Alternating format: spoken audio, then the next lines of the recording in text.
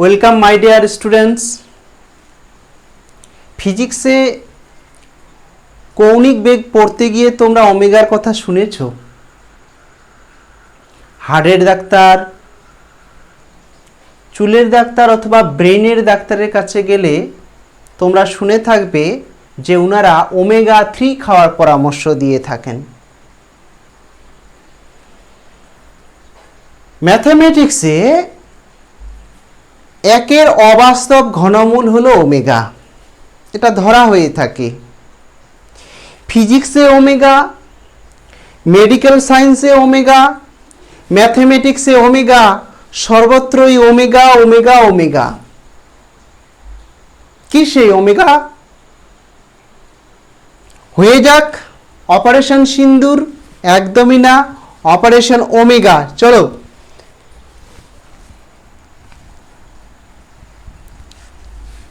Greek alphabet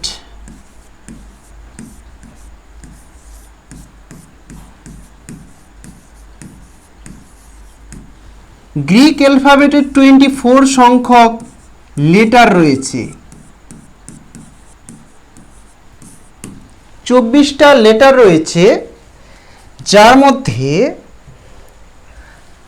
এইভাবে alpha, beta, gamma, delta এইভাবে করতে করতে সর্বশেষ যে লেটার সেটা হলো ওমেগা। কি না? ওমেগা।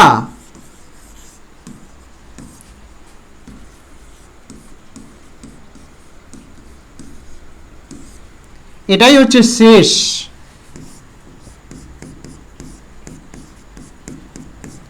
Last letter. ওকে, এইবারে আমরা এটাকে ওমেগা বলবো, তবে এটা হলো ক্যাপিটাল ওমেগা। ক্যাপিটাল ওমেগা, বড় হাতের ওমেগা, যেটা ডব্লিউর মতো দেখতে কিছুটা, সেটা হচ্ছে স্মল ওমেগা। ওকে, ওমেগা চেনা হয়ে গেল। Capital omega, small omega. এইবার এটা তোমরা বলবে যে স্যার এটা আমরা ফিজিক্সে ওহম হিসাবে চিনি, রোধের একক ওহম। চলো নেক্সট দেখো কি ব্যাপার, ওটা ওহম না ওমেগা, কি ব্যাপার দেখবে তোমরা। জর্জ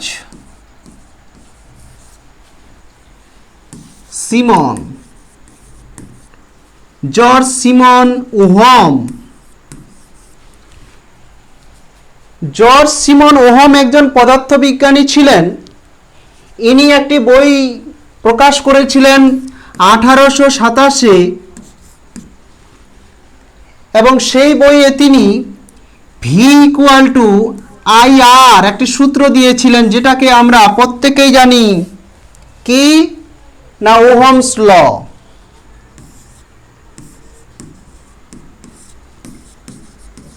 ওহমের সূত্র হিসাবে জানি, ঠিক? এখানে আরটা কি? আর হচ্ছে রোধের একক, রোধ। আর রোধ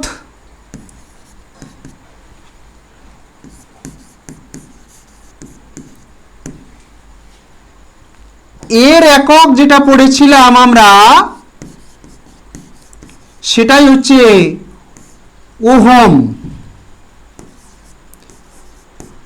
রোধের একক কি? ওহম, একদম ঠিক। এবং সেটাকে এইভাবে প্রকাশ করা হয় বলে কেন? কি ব্যাপার? এটাই তো তাহলে ওহম হওয়ার কথা। একদমই না। রোধের একককে এই লেটার দ্বারা প্রকাশ করা হয়। কেন এটাও দেখে নাও। তাহলে আমরা বললাম এটা ক্যাপিটাল ওমেগা। রোধের একক 5 ওহম রেজিস্ট্যান্স আছে, ধরো 5 ওহম রোধ, এইভাবে 10 ওহম রোধ। অ্যাকচুয়ালি ওহমের যে স্পেলিংটা রয়েছে OHM, ওহমের যে প্রথম লেটারটা রয়েছে ও, এটাতে এটা যেমন ইংরেজিতে ও, গ্রিক লেটারে সেটা ওমেগা পড়বে। ঠিক এই জন্য উনাকে সম্মান জানানোর জন্য এটাকে উৎসর্গ করা হয়েছে। এটা দ্বারা আমরা কি বুঝবো? এইটার দ্বারা আমরা রোধের একক বুঝবো। রোধের একক কি না ওহম, সেটা আবার আমরা ওমেগা দ্বারা প্রকাশ করব। রোধের একক ওহম, একদম রাইট, এবং সেটা ওমেগা সিম্বল দ্বারা প্রকাশ করব। ওকে, তাহলে কোনটা ওহম কোনটা ওমেগা বোঝা গেল। চলো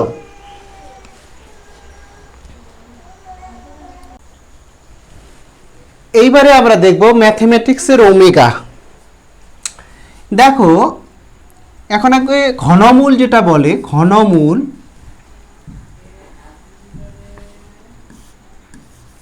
ঘনমূল যেটাকে কিউবিক রুট বলা হয়, ঘনমূলের ব্যাপারটা দেখো।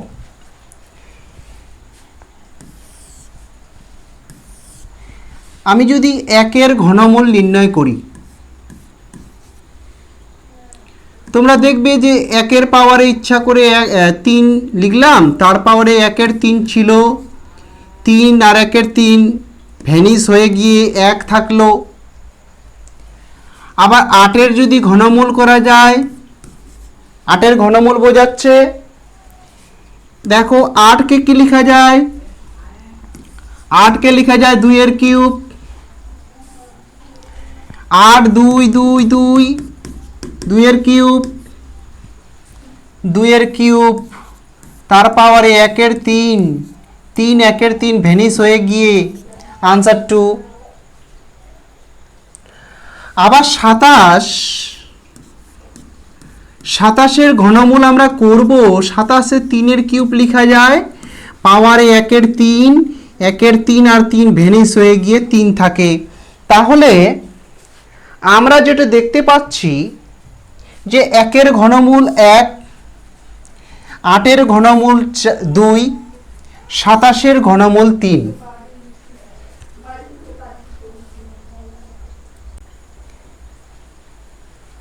তাহলে আমরা একটি একটি করে এখানে ঘনমূল দেখতে পাচ্ছি। এটা যদি ক্যালকুলেটরে ক্যালকুলেশন করি আমাদের তাই দেখাবে, একটি করে ঘনমূল দেখাবে। সব ক্যালকুলেটরে না, কিছু কিছু ক্যালকুলেটর রয়েছে, যেমন ক্যাসিও FX 991, এটাতে তুমি আরও দুটো রুট পাবে। ঠিক, তো একটি করে এখানে রুট পেলাম, আরও দুটো করে রয়েছে, তার মানে এর পিছনে অনেক কিছু লুকিয়ে আছে, সেটা দেখবো এবার। দেখো আমরা যেটা আমরা 1-এর ঘনমূল কি দেখলাম? 1 দেখলাম, তো এটা 1-এর ঘনমূল বোঝাচ্ছে, আমরা এটাকে x ধরে নিলাম, সাপোজ লেট। এবার যদি আমরা বোথ সাইডে যদি পাওয়ারে 3 দিই, বোথ সাইডে পাওয়ারে যদি 3 দিই, তাহলে কি হচ্ছে? 1 হচ্ছে। এবার 1 যদি পক্ষান্তর করা হয়, x-এর কিউব -1 = 0। আচ্ছা, 1-এর কিউব আমি ইচ্ছা করে লিখলাম। এইবারে দেখো এটাকে যদি উৎপাদক করা হয় x - 1 x² plus x plus 1 = 0, a minus b into a² plus ab plus b²।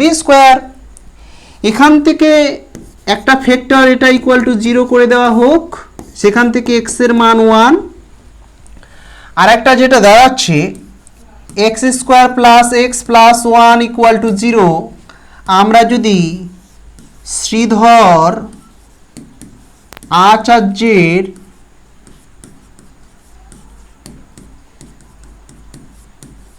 সূত্র প্রয়োগ করি, তাহলে x = আমরা পাবো, এটা আমরা তুলনা করব কার সাথে না, ax² plus bx plus c = 0। এখানে a এর মানও 1, b এর মানও 1, c এর মানও 1। দেখো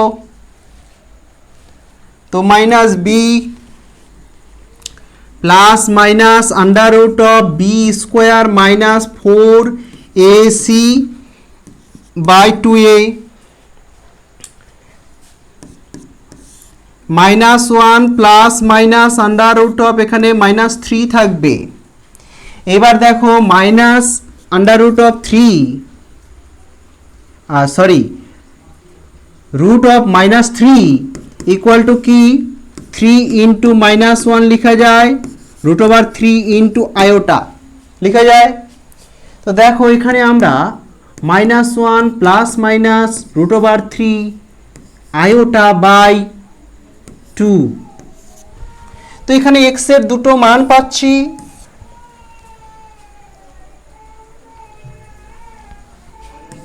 এক্স ইকুয়াল টু মাইনাস 1 দুটো রয়েছে, একটা প্লাস দিয়ে একটা মাইনাস দিয়ে। প্লাসের যেটা নিলাম ওটা প্লাস দিয়ে 3 আয়োটা বাই 2, এটা একটা প্লাস দিয়ে যেটা নিলাম মিডিলে যে প্লাস মাইনাস, এটাকে দেখো প্লাস দিয়ে একটা বীজ বা রুট, আর একটা হচ্ছে মাইনাস দিয়ে minus 1 minus root over 3 iota by 2, এটা একটা রুট।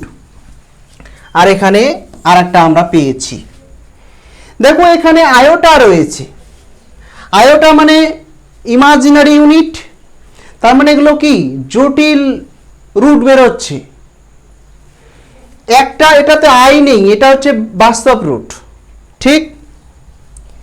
তার মানে আমরা কি পেলাম, একটা পেলাম এক্স এর মান, একটা পেলাম 1 যেটা বাস্তব বা রিয়াল। এক্স এর মান একটা পেয়েছি আমরা minus 1 plus root 3 iota by 2,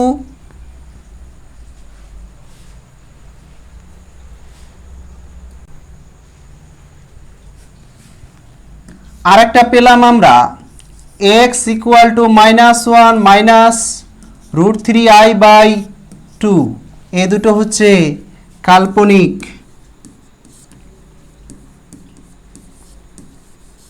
কাল্পনিক বীজ।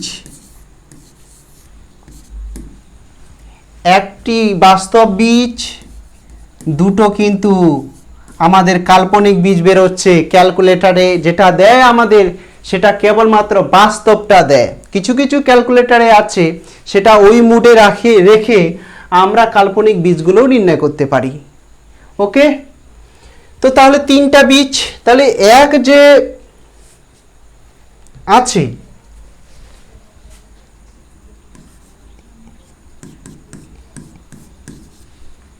একের আমরা কি করলাম, তিনটা বীজ নির্ণয় করলাম, একটা বাস্তব বীজ, দুটো কাল্পনিক বীজ নির্ণয় করলাম।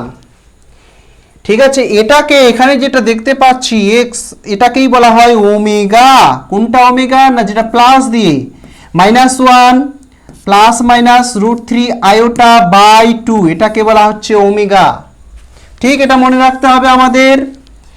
ওমেগা স্কোয়ার হচ্ছে যেটা মাইনাস দিয়ে minus 1 minus root 3 iota by 2, এটাকে বলা হয় ওমেগা স্কোয়ার।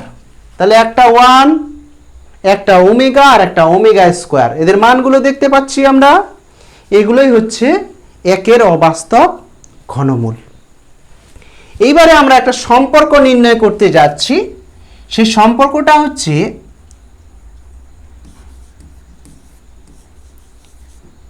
বীজ ত্রয়ের গুণফল বের করব, আর বীজ ত্রয়ের যোগফল বের করব, যোগফল। ওকে, দেখো একটা বীজ তো ছিল আমাদের 1 যেটা বাস্তব বীজ, আর একটা ছিল ওমেগা কাল্পনিক বীজ, আর একটা ছিল আমাদের ওমেগা স্কোয়ার। তার মানে কি পেলাম, ওমেগা কিউব। এখানে দেখো বীজ ত্রয়ের যোগফল, যাই হোক এটা আগে কমপ্লিট করি। ওমেগা কিউবের মান কত হচ্ছে, দেখো এটা আমরা ওমেগা কিউব পেলাম,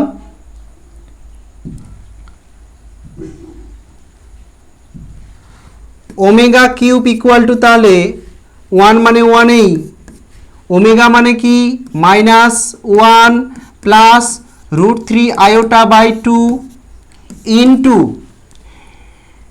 -1 মাইনাস √3 আয়োটা বাই 2, 1 নিচে কত হয়ে যাচ্ছে 4, উপরে কত হচ্ছে বলো, উপরে হচ্ছে গিয়ে a plus B a minus B, তার মানে কি a square minus B square, তো -1 এর স্কোয়ার মানে -1 এর স্কোয়ার মানে 1 মাইনাস √3 তার স্কোয়ার মানে 3, i স্কোয়ার মানে -1,